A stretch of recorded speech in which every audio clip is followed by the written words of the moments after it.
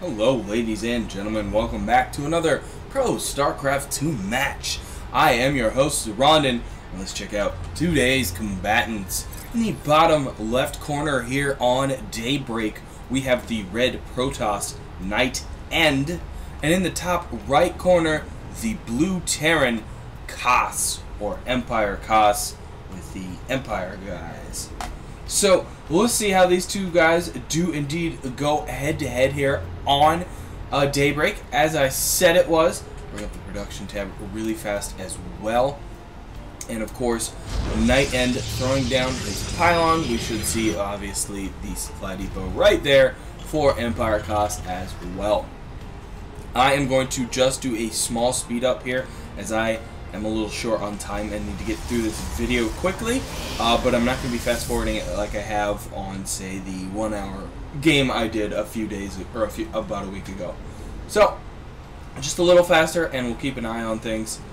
Looks like we got the gateway going down for NightEnd. He's also sent his probe out for the scout, and he's going to quickly make his way across the map. It looks like Empire Koss has gone for a fast expand. We do see that command center now going up. That's something NightEnd has not grabbed. He has not done the typical Protoss fast expand. As you can see down here, he's got his gateway, 2 pylons. He's also got gas as well, so he's looking to do something a little different. We have barracks going up for Empire Koss as well. The probe continuing to attempt to harass things, running around. Gonna go and hit an SCV here. Doesn't manage to kill him off, at least not before the barracks finishes, and that guy goes back to mining, thus keeping the probe off of him.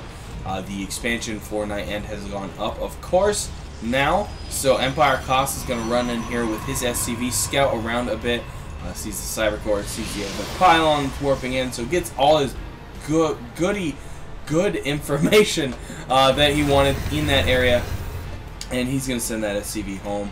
In the meantime, he does have a few Marines on the field. If this probe doesn't go home, he's going to get sniped off quite, saved just barely by that fog, that smoke, whatever you want to call that stuff over there. And these Marines going to run down. I think they're just scouting out, trying to see if there's any proxy pylons sitting around, which of course there isn't. Oh, and that Stalker is almost fed to those Marines just for free. Does take some hull damage, unfortunately, for NightEnd there. It looks like Empire Koss, though, did find a lone Marine, was able to snipe that off. However, he gets cornered, loses that Stalker.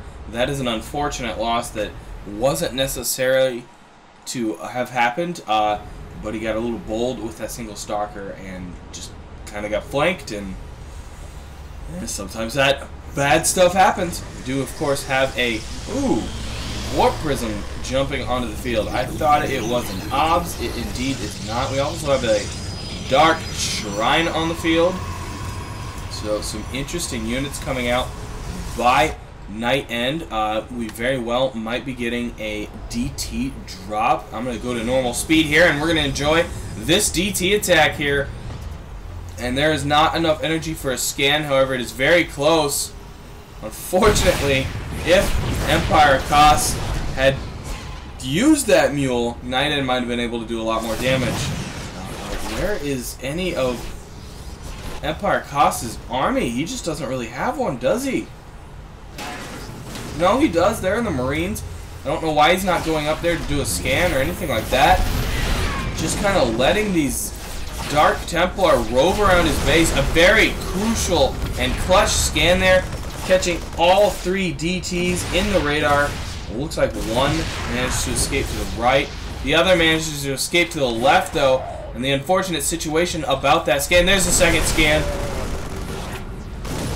There we go, taking out DTs. Yeah, unfortunately, with that first scan, it was so spread out that it was easy for the DTs to get to the corners. And of course, now missile turrets going up, pretty much defeating these DTs all over the map. They're still going to be able to pick, poke, and prod at Empire Koss, but not going to be able to do anywhere near the amount of damage they were doing a bit ago. And now this DT seem to be content to just sit there and wait for SCVs to come down. We do have another DT. He goes out easily, as well as Zealot. The Warp Prism is gonna make it home. Just takes a bit of hull damage. And we do have a third going up for NightEnd, as well as Obs coming out on the field, as well as some Templar Archives. So we may see Storm coming into play, or perhaps even Archons. Something to keep an eye on as well.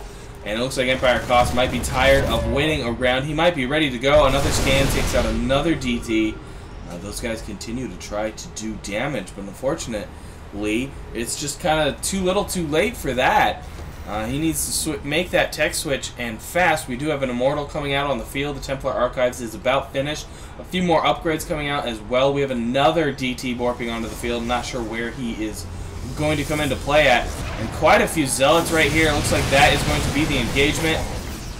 Obviously, Zealots rushing in there.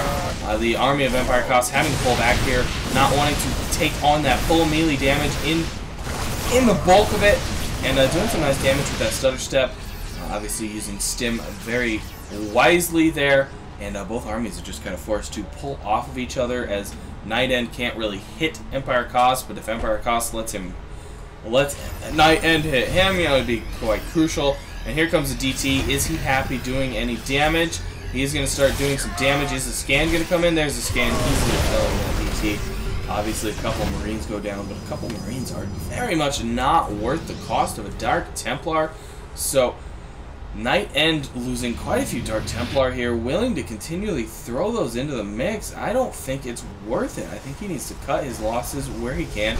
Another DT going to go down here. He did manage to kill an SCV at least, but again, an SCV to a Dark Templar, really not worth the exchange. This Zealot's going to easily take out that Marine, even if that Zealot is hurting.